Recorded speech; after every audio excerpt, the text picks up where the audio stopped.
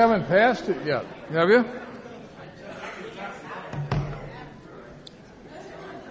I'm Bob. I'm an alcoholic. Sober through the grace of God and AA since the 10th of December, 1967. For that, I'm very grateful.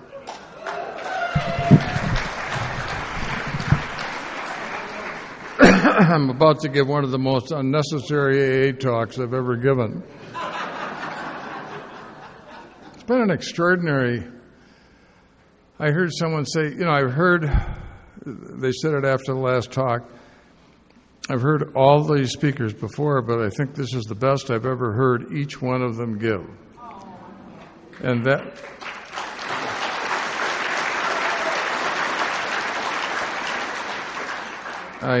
Jason pulled it off pretty good, having to give 2 talks 2 nights in a row. That's one of the harder things to do, and he did a magnificent job. Katie, God, it's good to see you, kid. That's been a rough couple of years, and you have done it with grace. Thank you for your contribution. You're a hell of a lady.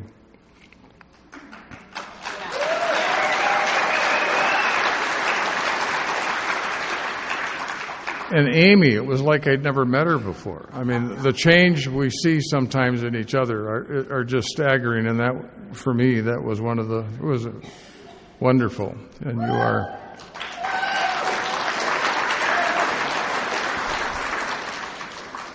And I enjoyed the panel, so everybody, thank you. And Tommy, or I guess Joe, I'm a little worried about your low energy.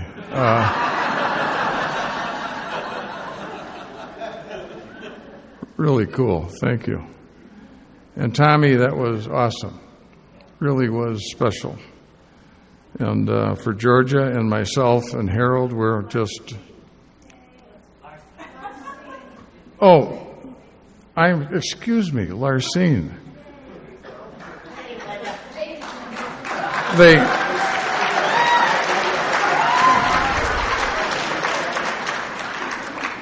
They bill her as an Al-Anon.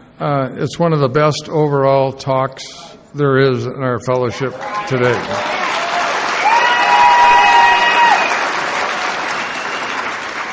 Just extraordinary. Thank you, dear. That's really cool. Vincent, I know. Victor. Who would have thought when Victor started that wonderful talk that he was going to end up manning up and doing the deal that he does? I mean, it was a powerful story and very wonderful. And then there's the last 3 of us that are in deep doo-doo, so good luck.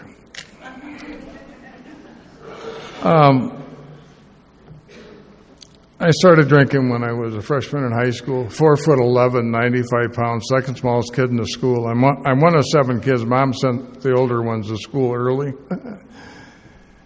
And I went to a Catholic military high school on a college campus. We drank in high school. We had fraternities. We drank in high school like people drank in college.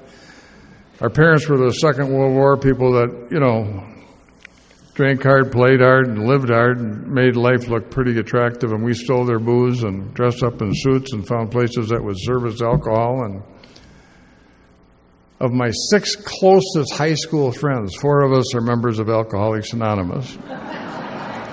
2 of our wives, and we have 2 or 3 very active members of Al-Anon. My wife is 57 years active in Al-Anon.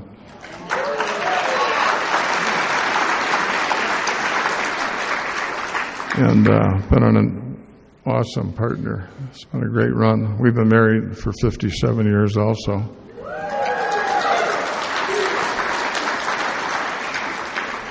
We've gone together and then broken up. I went to a party and I was just so drunk I could hardly talk. And I went up to her and mumbled something about, would you meet me tomorrow? She said, okay. She's there with another date. And we met, and I asked her if she'd consider getting back together and considering the idea that we move forward towards marriage. And she said, yes. Now, she was a psychiatric nurse working in an alcohol ward. So while she's attractive, she's one sandwich short of a picnic. I will assure you. Done a very good run. I drank a lot in high school. I got, arrested.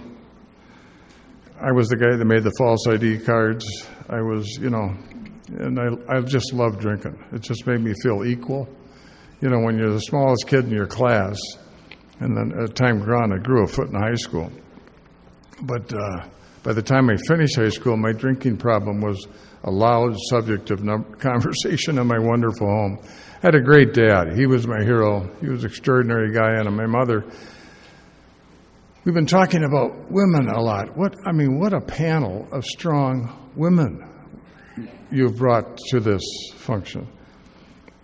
I remember a number of years ago in San Francisco, maybe 35 years ago, I did a bunch of work with EST, which was a personal transformational type thing.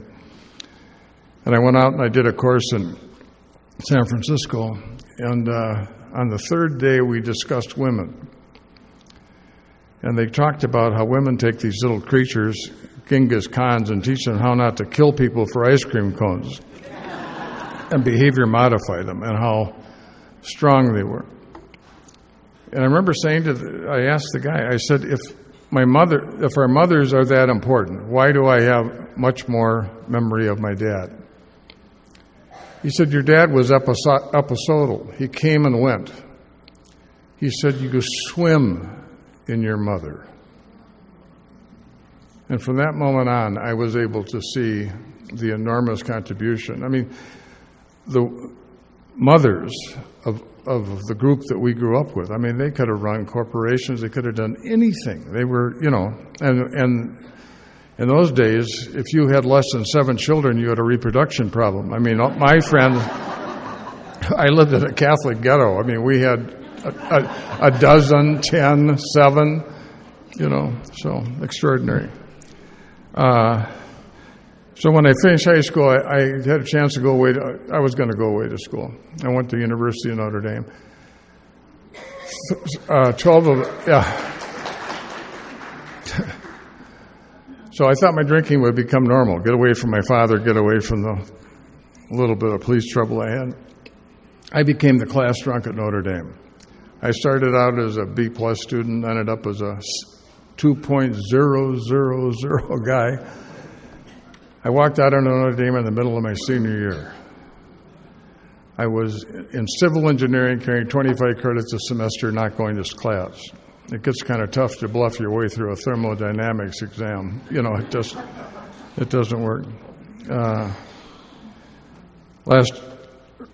Last year, I gave a talk at Mishawaka, neighboring city of South Bend, Indiana, and I went down and we had a priest drive this RAA host, and Linda and I around the campus in a golf cart. And the campus is just doubled. The amount of money these universities are spending on building buildings is just extraordinary. I tried to get a sense of who was that 18, 19-year-old kid that took a left-hand turn sometime in his sophomore or junior year and became a full-time drunk.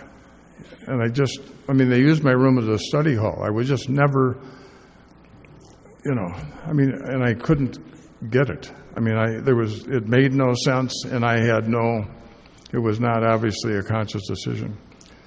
When I left Notre Dame, I was due to be commissioned. I was an ROTC, and I had to get a medical release. The medical release I got was for alcoholism. I was diagnosed an alcoholic when I was, 18 or 19. I kept on having near-death experiences, car accidents, and that sort of stuff. And I ran into the psychiatrist that diagnosed me as an alcoholic. I thought that was so stupid. I just couldn't believe it, but it got me out of the service. I came back home, finished school to a set of very disappointed parents. And I finished school at a local university, and when I finished school, my dad asked me to leave home. He said, "We love you, but we don't know what the hell to do with you." And I got a job at a liquor store. It's important to use your gifts. And I'm sleeping around. I rented an apartment for a while. I worked at a liquor store for about 6 months. I'm a thief in addition to some of my other.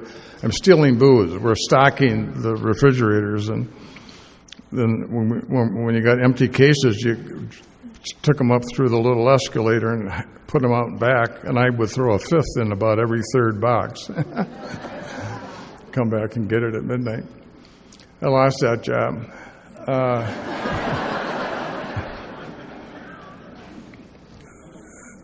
I was delivering booze one day, and I backed out of a driveway with the truck and knocked the little girl off her bicycle now she was not hurt, but she well could have been, and she was under the back end of the station wagon.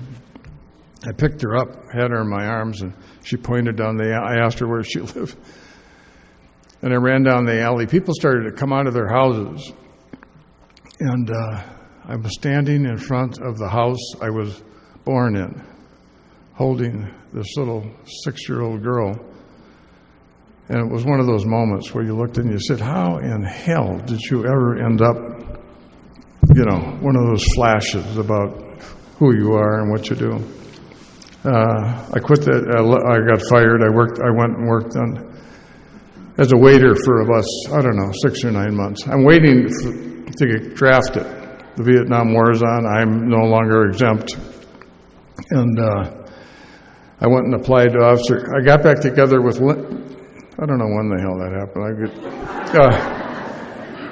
So somewhere in there, I got back together with Linda, and we became engaged, remarried. I applied to officer candidate school. I get accepted into OCS, and they lose my file, and they ask me to come back and take another physical. I go back and take the physical for the third or fourth time, and they fail me for a hearing problem.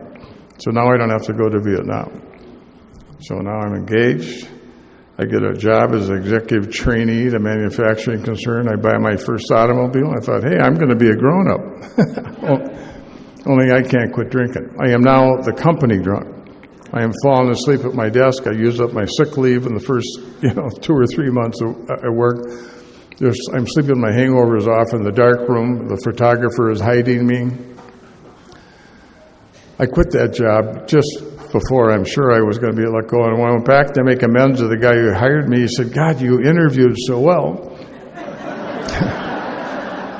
I said, yeah, we do. We have performance issues, but we interview well. I got a sales job selling adding machines for burros, and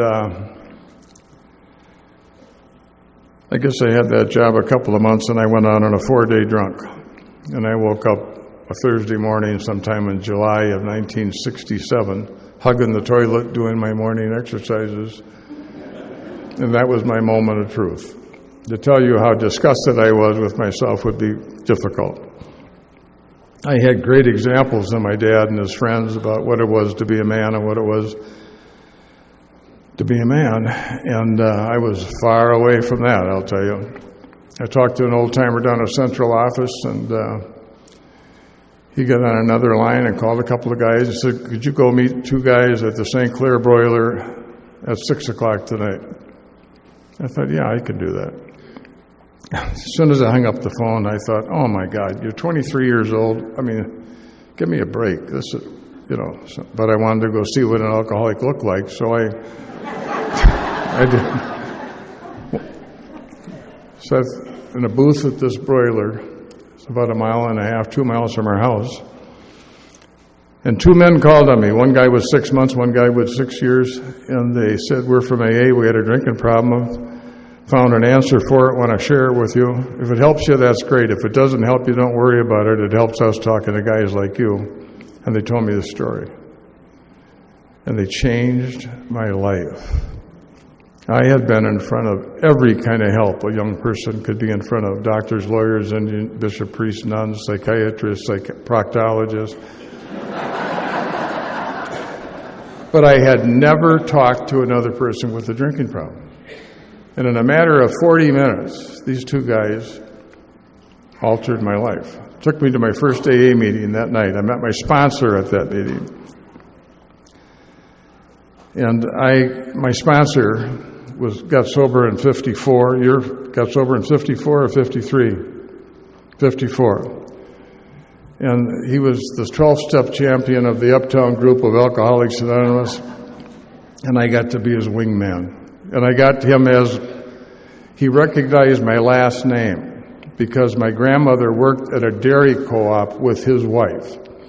So I get, luck. I get the guy, in this large AA group. And I started to launch my career. I drank twice after walking in the front door of AA, once on a business trip to the West Coast and once on our honeymoon.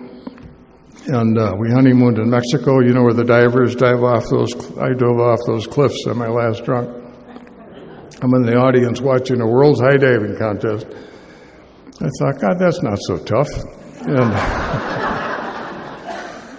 I get up to about 90 feet. I split my swimsuit. I cut my leg. I'm stuck. I can't get up. I can't go down. I'm really stuck. I'm looking at the waves, trying to figure out the time it. Trying to decide whether to jump or dive. I finally figured out, screw it, and I dove. God watches after fools and drunks. I would have jumped. I would have died.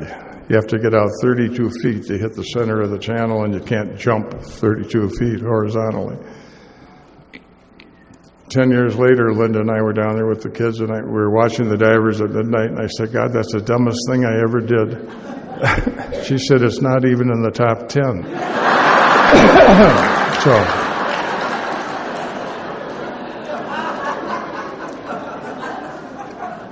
So I come back, I turn myself into my sponsor, and I'm a very active member of AA. My gift is I loved AA from the moment I walked in the front door. I can't tell you how many young people I work with that were not ready, did not like it, and I liked it a lot. And I was on a honeymoon through almost my entire first year. I just loved the language, I liked the steps, I got this. I was as confused about why I turned out to be such a horse's ass as everybody else in my family was confused. I mean, I was a kid who, looked pretty good on paper, but if you had followed me around, you wouldn't be impressed with my record. And I thought, now that I've finally found out what the hell's wrong with me, and I'm going to get sober, life's going to be okay. And so I'm going to, a meeting today. I'm, just couldn't get enough. I mean, we're going to open houses, and after the open houses, we go to someone's house, and the women drive home, and the men talk till dawn. We're bringing up the sun. I just couldn't get enough of those conversations. I had 5 or 6 serious manageability issues in my life. I couldn't get up in the morning. I later found out that it had something to do with when I went to bed, but I did not understand that. I'm a money spender. I spent more money than I made. If you do that over a long period of time, you end up in debt. Just want to report that to you in case you don't know where that's going. Linda's a registered nurse. I'm an unhelpful husband. She's getting up at 6 and going, or earlier, going to work. Even when we started to have kids, and all I want to do is AA.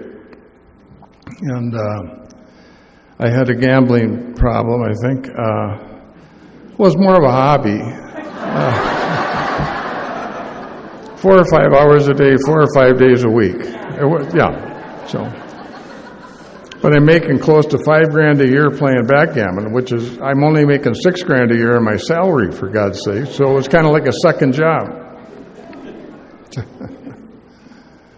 And I had some work. I had trouble getting to work and staying at work and working at work. Other than that, I was a good worker. These were not monthly problems or annual problems. These were daily problems. And one by one, after my first year, or around the end of my first year, I started these, defects of character started. My first inventory was like a third-grade art project your mom put on the refrigerator. I mean, it was my secrets. I did not get to the causes and conditions. We're doing a lot of talk, wonderful talk that Amy did.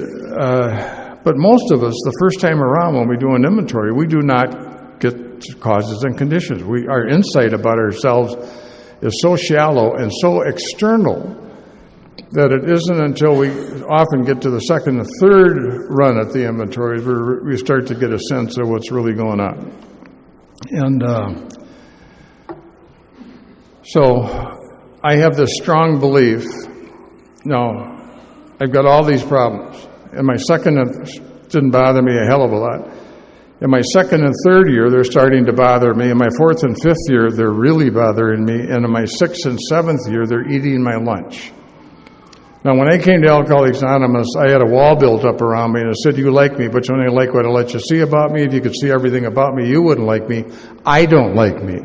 Who knows more what a lousy, crummy, insufficient person I am than me? I'm walking around comparing my inside with your outside. But I started to tear that wall down when those guys called on me and when I had my first four-step and I made a discovery. The discovery was I'm not unique. My personality is unique, but not my illness, not my behavior. And what worked for you could work for me. I had a real sense of hope. And little by slowly, I lost that sense of hope over the next 6 or 7 years. I'm going to a meeting every day. I'm starting to sponsor people. I'm giving AA talks. And I'm still gambling. I'm still a lousy worker. I'm still an unhelpful husband. I'm still a money spender. I just thought, I'm a great starter and a poor finisher. I don't finish anything. Why? I have no idea why. I don't know when I made the idea to start to have my life be the easier, softer way, but that's what I did, and that's what I was doing. And I had great examples, and I kind of knew what I had to do was find out what God had to do with Wednesday. I had great examples of people who had spirituality, the old-timer. Other gift, I love the old-timers.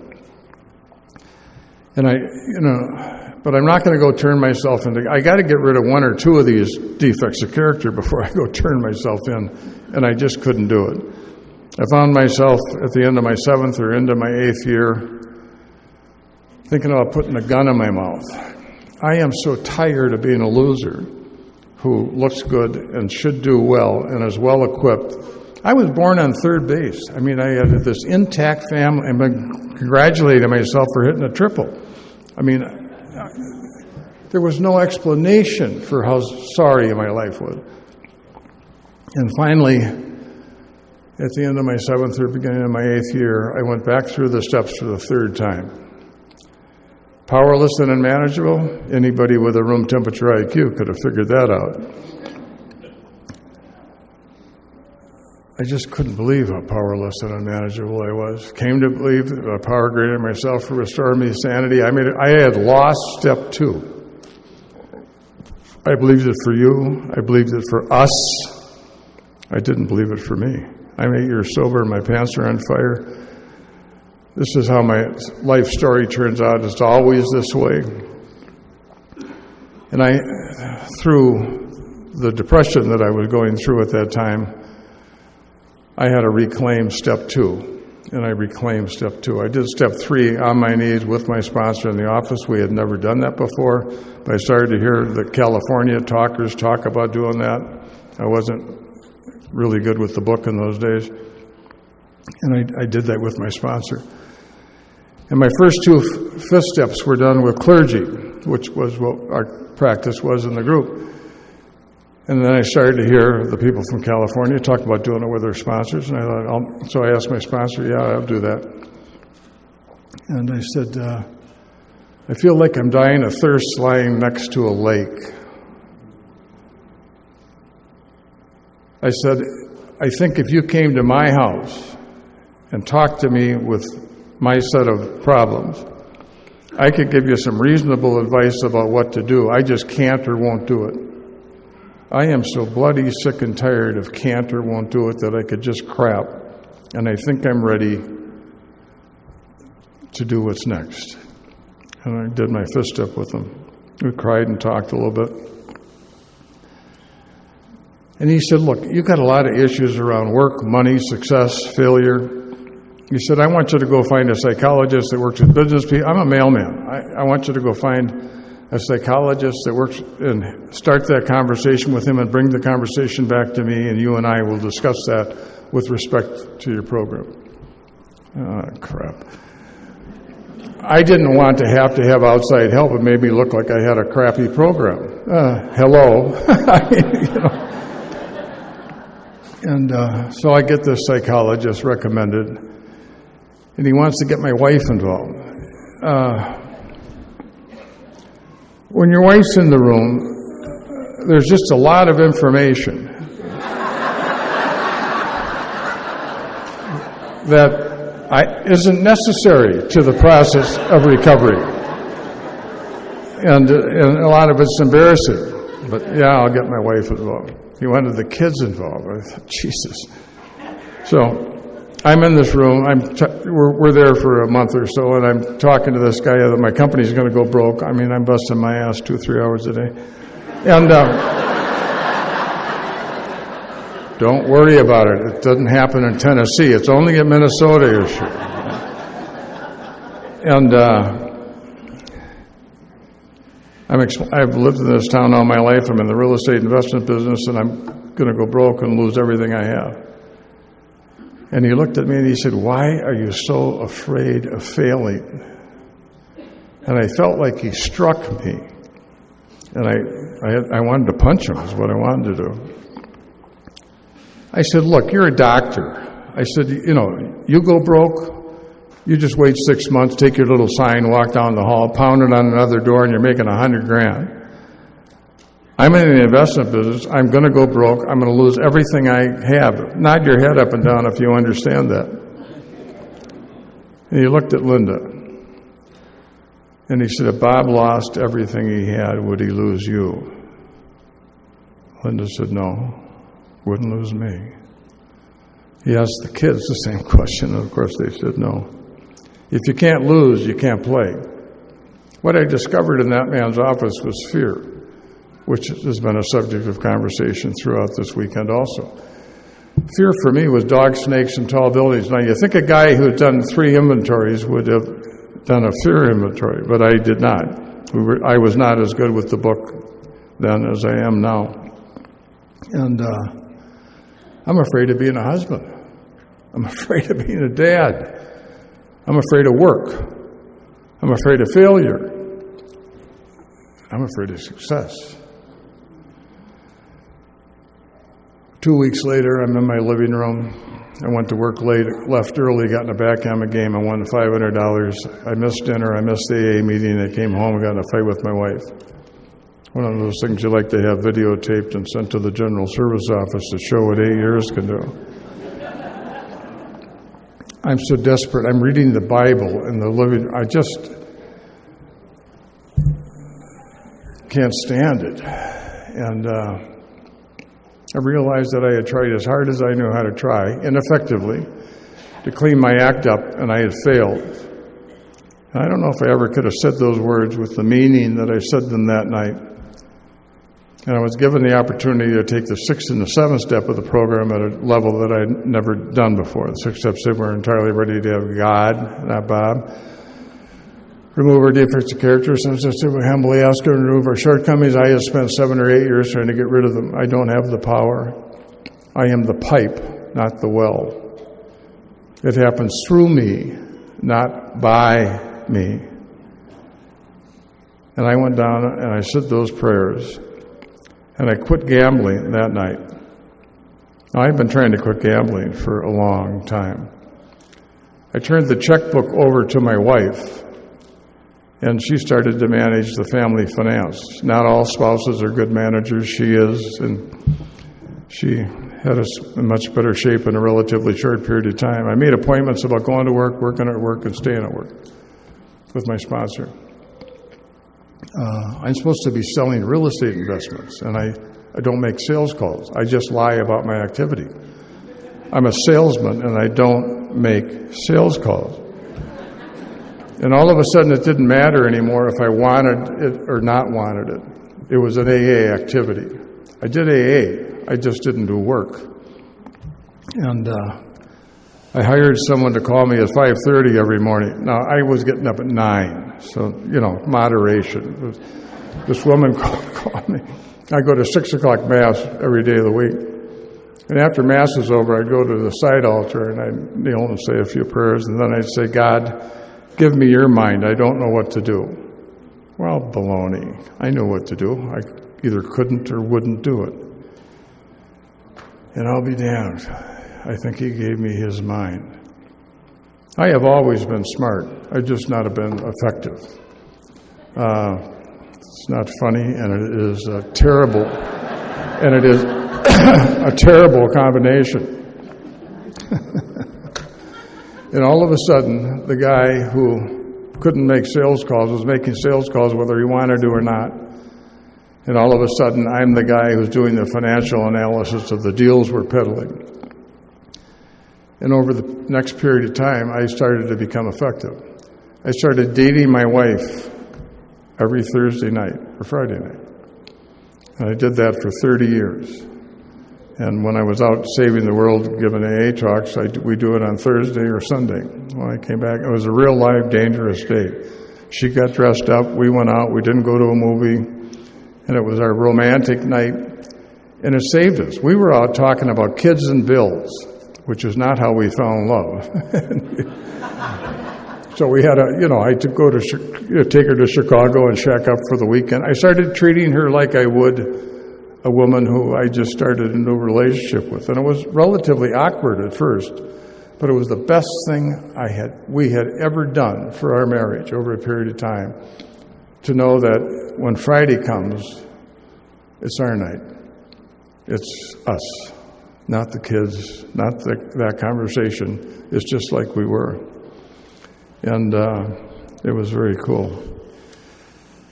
My life took off like it was on a rocket ship, and for the next I don't know how many years, I made enough money to burn a wet elephant. And some of it was luck, some of it was being in the real estate business at the time that I was in, and so I've got the big house. It's got 11 bedrooms. I've got 2 Mercedes. I got a big one and a little one. I'm the guy in the $1,000 suit coming to the meeting, thinking that God had blessed me because of what a wonderful member of AA I was. How would you like me in your group? I mean, so while there are problems with failure, there are some issues with success and arrogance. Yes. And then in the mid-'80s, they changed the Tax Act, and I went broke. I lost $10 million. If any of you are praying to be a millionaire, include the idea of keeping it. Doesn't take much more, in your prayers. And I couldn't believe it. I lost it all. Had to sell the big house, sold the Mercedes, bought an 8-year-old Buick. God, I was dying. I had a dear friend by the name of Jerry Jones, who was an attorney down in Dallas. He used to talk a lot in AA, people, I was at a party with Jerry at an AA conference, and I'm telling him at his house for about the 3rd time about how horrible my experience is that I'm going through. He said, you've told me this story 2 or 3 times. He says, I don't feel sorry for you. And I thought, well, stick it up your. He said, if this happened to me, what would you think? Well, I said, you're the head of a major law firm in Dallas. I said, you'd be just fine. And he said, that's what I think about you. He said, I think in 5 years we're going to be sitting in this hot tub having the conversation about what happened and how it turned out. And of course, in about 5 years, that's exactly what happened. So we negotiated with the banks. We didn't go bankrupt. We got our business back, and off we went. And all during this time, I'm really an active member of Alcoholics Anonymous. During that second surrender that I had, which is, I was really kind of ashamed that at 7 or 8 years I had to have a second surrender. I think we all have to have a second surrender, or a third, or a fourth. you don't get it in the first couple of years. We make more progress and change our lives in more positive, circumstantial ways than anything. I mean, it's just amazing how quickly people can put their lives back on course. But there are secondary issues about the causes and conditions that have to do with our personality and psyche that we are absolutely unaware. And you find yourself at that time with your relationships being screwed up, or maybe work being screwed up.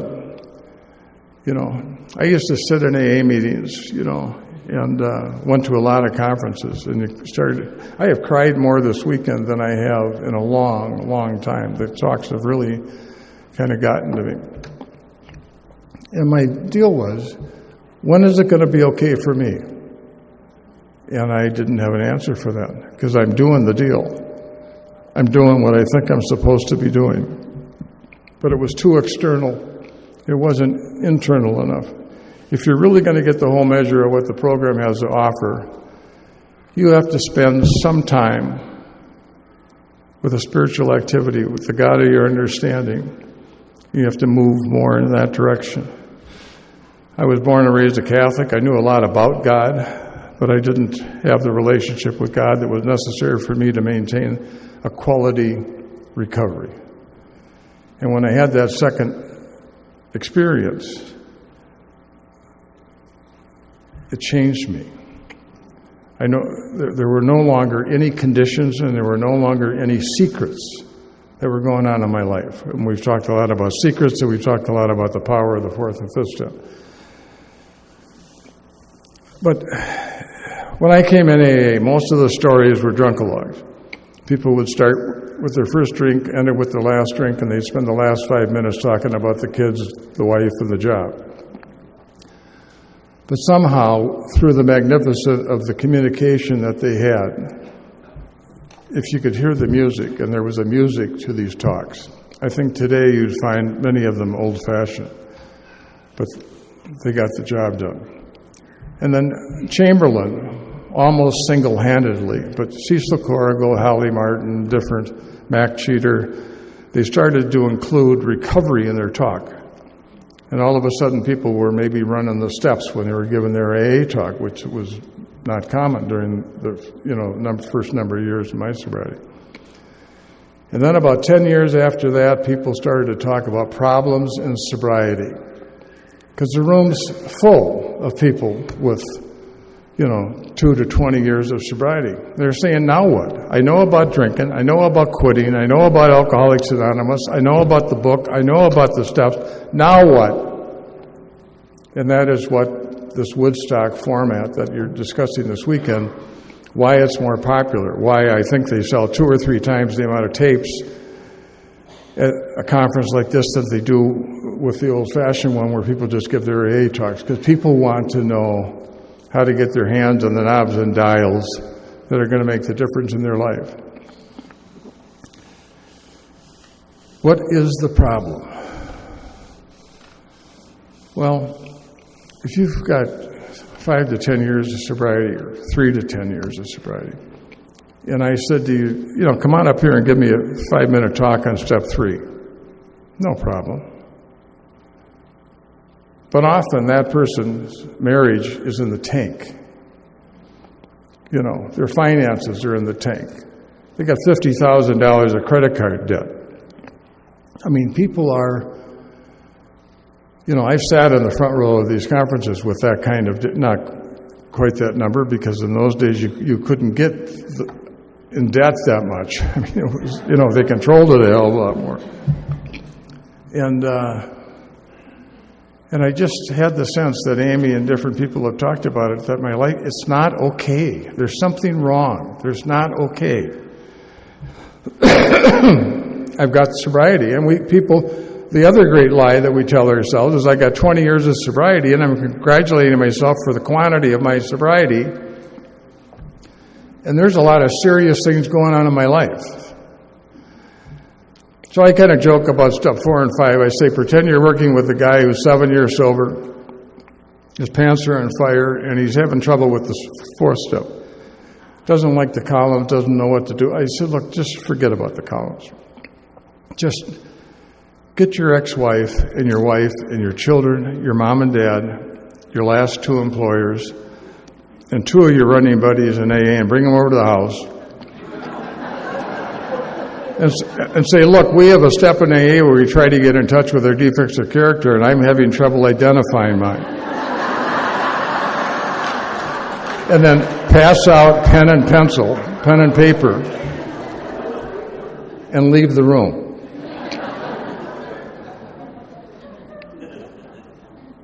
Most of us wouldn't call that meeting. You know why? We don't want to change. But it's a little bit worse than that. Not only do we not want to change, we don't want to know. You train your wife. We're not talking about that. You want to talk about that? It's going to be a bad conversation. You train your kids. We're not having that conversation. You train your boss. You train your sponsor. Your sponsor knows when you're in the game, when you're in the conversation, when you're not. My first 6 or 7 years in AA, I tried to alter and clean my act up, and I tried and failed, but I still grew. There comes a time where the road parts, and you either go to the left and you build an addition onto your house to accommodate your problems. Hey, chasers hang out with the chasers, gamblers hang out with the gamblers. I won't call you on your BS, you don't call me on mine. Deal? Deal. Bad deal. Or you get more deeply into the program and more deeply into the steps, and you start to get closer to the causes and conditions. And so many of the causes and I don't think we realize that when we construct this ego, that is the mischief. You know, you've got two choices, ego and intellect or God and the program. If you got ego and intellect, you got a 16-year-old running your life. How many times when that sponsee comes over to the house and their pants are on fire and they dump that, basket full of manure, and they're just telling that story at high speed that everybody talked about this weekend, and you look at them and you say, where is God in this? Well, they're almost shocked by the question. There's no God in it. And they could be sober 7 years, 10 years, 15 years, 20 years. And they're stuck. And they're dry. And their program is stale. And they're doing the same things over and over. I can't tell you the number of people that I see with 25 or 30 years that are going to some people that are 8 and 9 years sober, asking them to take them through the book. Because they didn't do that when they were, earlier on in the program, and they're now hearing people doing that, and they're watching the changes that are happening in people's lives. People ask me about, how do you feel about AA long term? I said, what do you mean? Is AA going to be in trouble? I said, I don't think so. I said, we are better with the book and better with the steps and better with the program and better with sponsorship at any time in our fellowship we've ever had.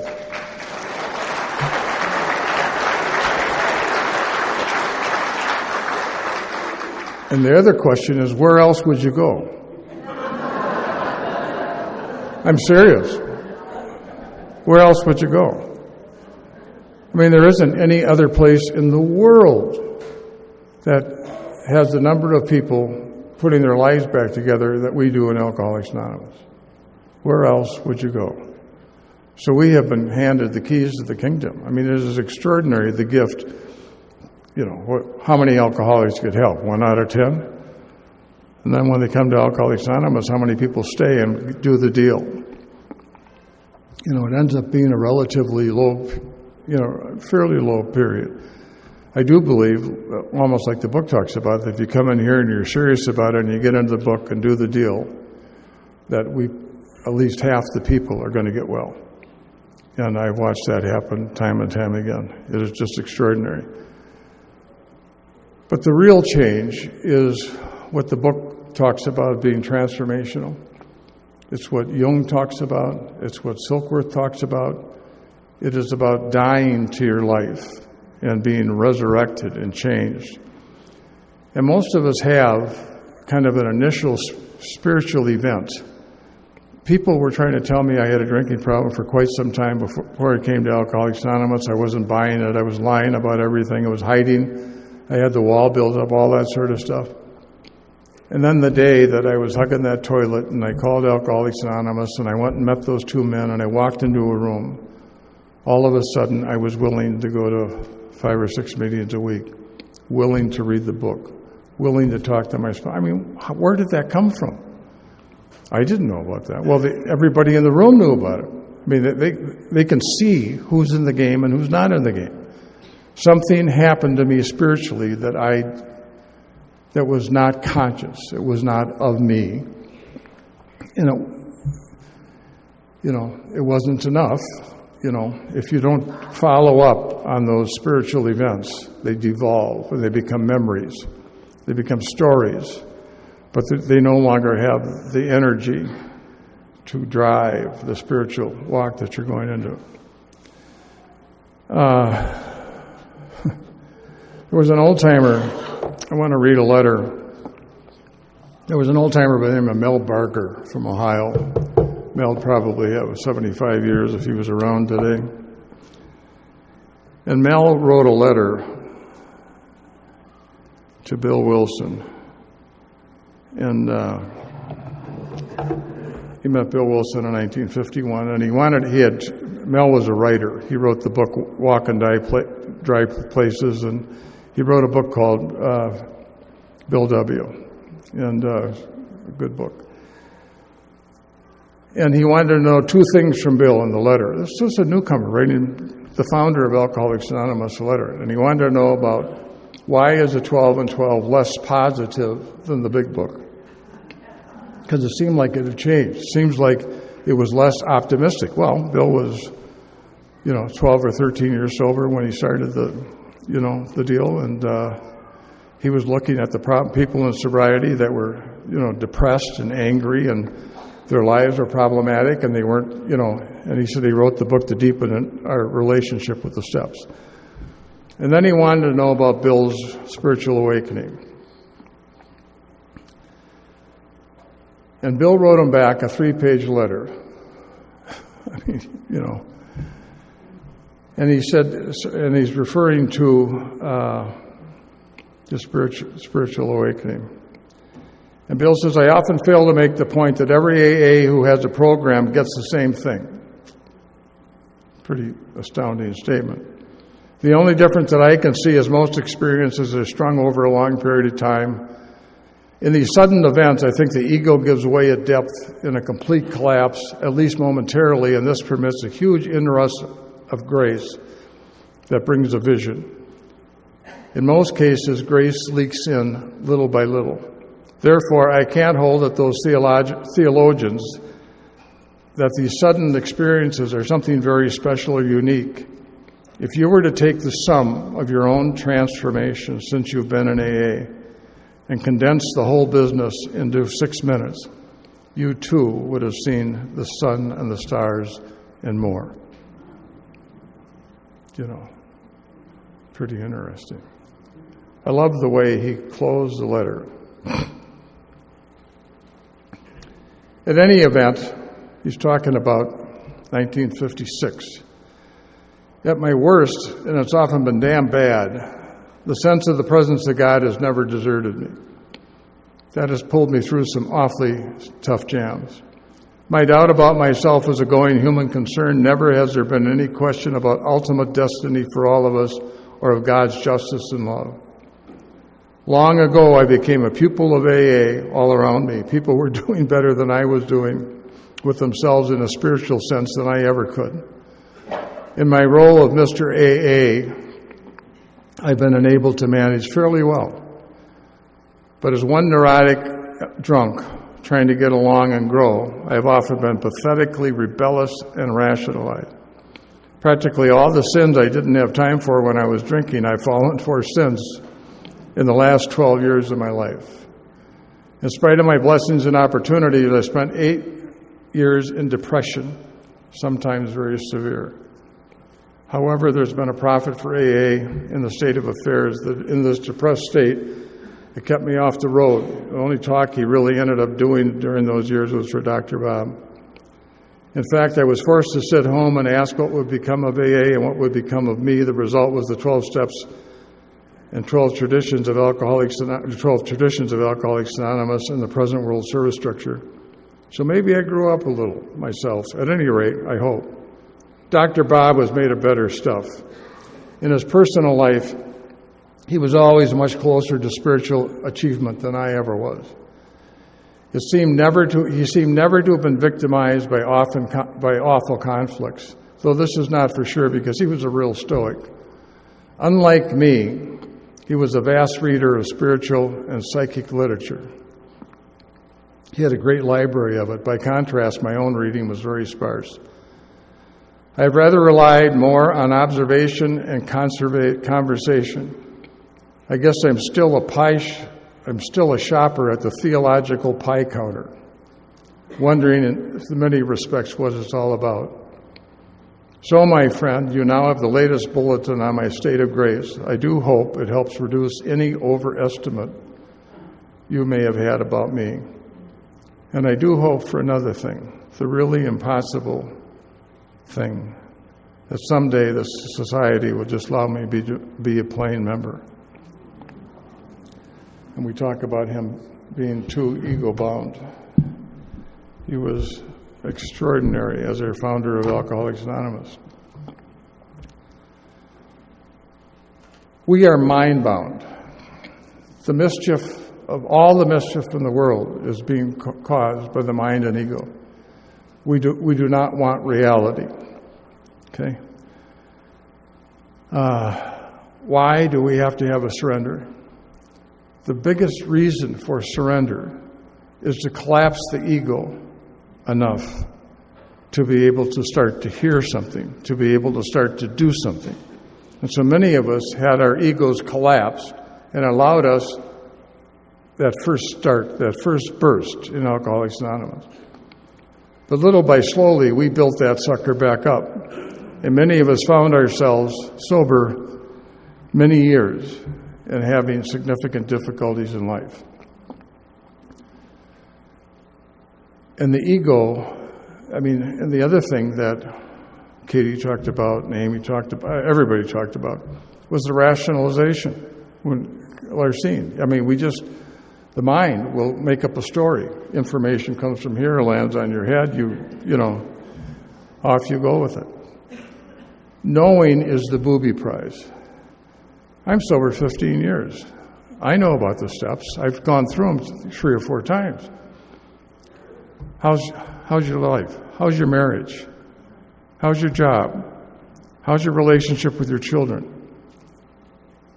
And we are accepting things in our sobriety that we, number one, don't want to admit. Number two, we don't want to deal with. We don't want to know. What's the answer? Surrender. How do you surrender? How do you explain to someone? How do you surrender? It's of God. It is not, you don't snap your little fingers and you're not back in Kansas. It is not something you can initiate. Okay? So you have to somehow have a practice that gets you deep enough into the spirituality of the program, into your relationship with the God of your understanding. I'm 81 years old. I'm tired of Bob. I've been with Bob a long time. Now, the advantage of that is I'm not as important as I used to think I was. I don't have to walk in a room and have the conversation be about me or have everybody quiet down and listen to what I have to say. I was the president of our company for, a long, long time. And I used to think what I said was important, that what I said to my children was important. I'm just shocked as a grandparent how differently you look at children. My God, it is just, with the expectation and demands that I put on my children, some of it, for my own aggrandizement. And today, I just know, I just love them. And it's going to be okay. I do not have to intervene at the level with what I'm doing. And what I know is the Eastern stuff. I read 25 meditation books a day. There are one-pagers, and it takes me about 35, 40 minutes, and then I meditate for about 25 minutes, and then I go to an AA meeting. I go to an AA meeting on Zoom every morning at 7 o'clock, 8 o'clock Saturday, 9 o'clock Sunday. There's 120 people on the meeting every day. It's a men's meeting, unfortunately.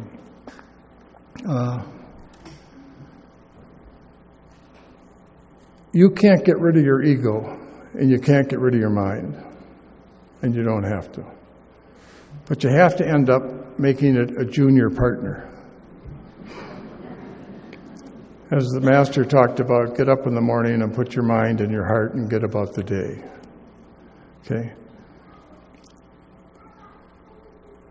The source of our disease is in the subconscious. You wonder why we're baffled about the obsession and the impulse, the idea that, once we start, we can't stop. And once we stop, we can't stay stopped. Why is that? With all the information that we have, why is that? Because it comes from the subconscious.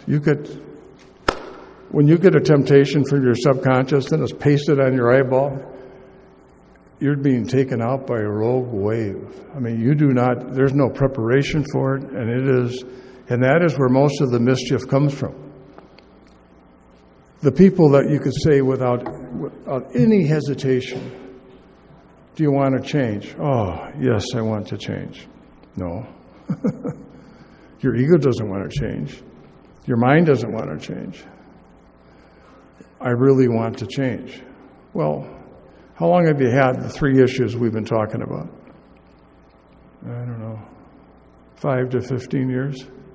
Anybody in the room got serious issues that are fresh? How is that? And why is that? How's that possible if we have the practice of inventory? And that is what, and I'm not trying to be a hard guy about, the practices that we have to do, but it's a gift. Doing inventory is a gift. What you find out is that Bob is an illusion. Bob is a story that Bob had this perfect magical magnet, spiritual magnet, and I dragged it through the junkyard of life, and I came in here as a 5-foot ball of junk. And little by slowly, the old-timers in the group helped me power wash the damn thing. And inside of it turned out to be this vase that someone told me was a lamp. And about 3 years after that, I found a cord, and we plugged it in. A year later, I got a light bulb.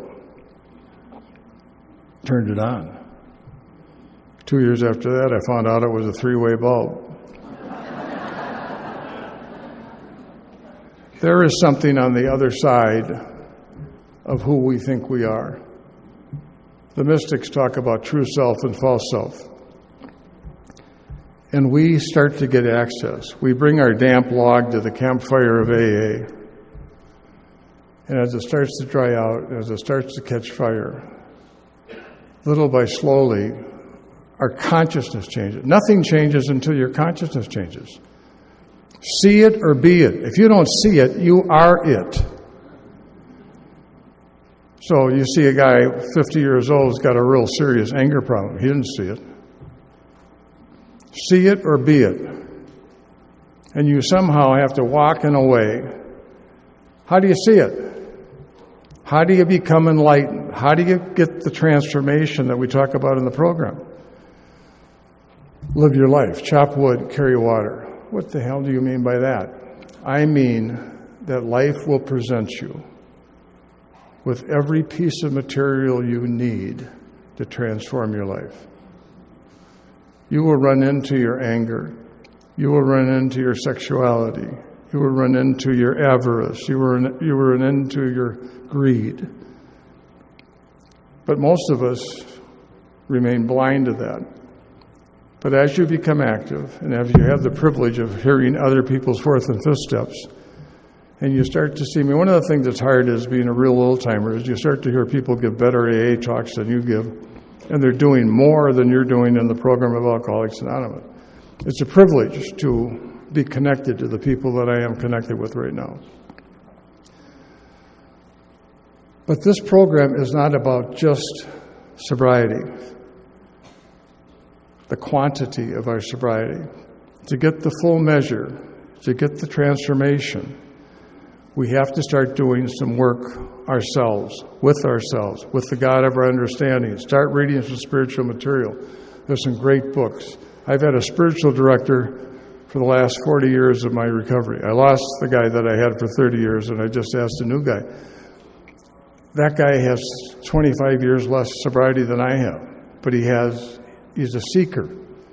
I've been in a men's spiritual group for 35 years, and that group reads books, and we share, on those books, and we've been doing that twice a month for 35 years. And I've ended up being able to read a number of books that I never would have read had I not been involved in those meetings. I surround myself with people that are really doing the deal.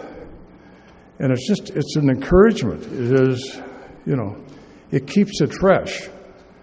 And if you aren't working with anybody, we just seem to dry out. We become critics. We end up in the stands. We get tired of what people, he says the same damn thing every meeting. He says, every time we're on step 4, he says this. And we start becoming a critic. When you're in the game and you have the opportunity to work with someone or just reach out, what Joe talks about, to that new person, it never gets old. It's always new. How many times sitting in a room like this or sitting in an AA meeting, when someone says something, there have been at least a half a dozen things that were said this weekend that were just boom. And your soul goes, oh, yeah. It doesn't go, oh, I like that. That's cute. I'm going to write that down. It goes, oh, yeah. And it knows it has just heard something that is vital to their spiritual growth. Who knows that? They had never heard that before. We all have a knower inside. But to access that, you have to quiet the mind. The mind is just a constant producer. When you go to meditate and you find out I don't meditate well.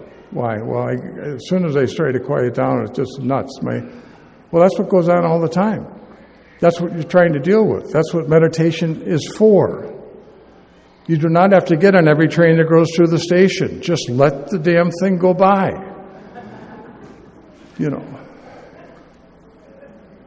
And be present. And be present.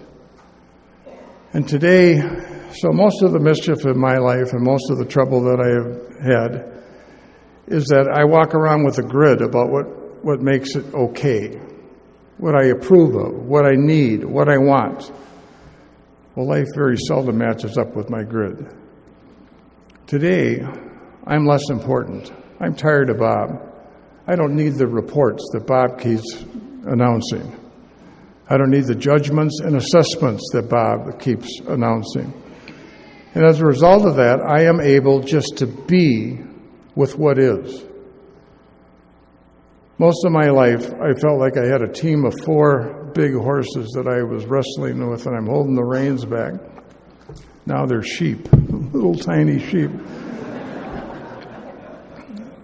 But there are very few things that I used to be such a dick as a father, because when there was a problem with my children, and at one time all 3 of our kids were in AA, when there were a problem with my kids, they had to deal with me. I was the overreactor. I was the problem. Why? I didn't want the problem. I want the problem solved. Now, well, problems with people and children and spouses and parents don't get solved now. They get solved over a period of time, and mostly by changing ourselves, not by changing it. And we talked about, happiness being who to blame. I mean, that's what the mind does, is let you off the hook. And to be a spiritual searcher, to be able to be in a process that allows you to hear the things we've heard this weekend, to be able to get our egos out of the way, to become less important, to find the humility that Bill talks about in step 7. That treatise on humility is just so profound. To be less important, to not matter as much as your ego wants you to matter, is a freedom and a space in which we can have that transformation. Thank you.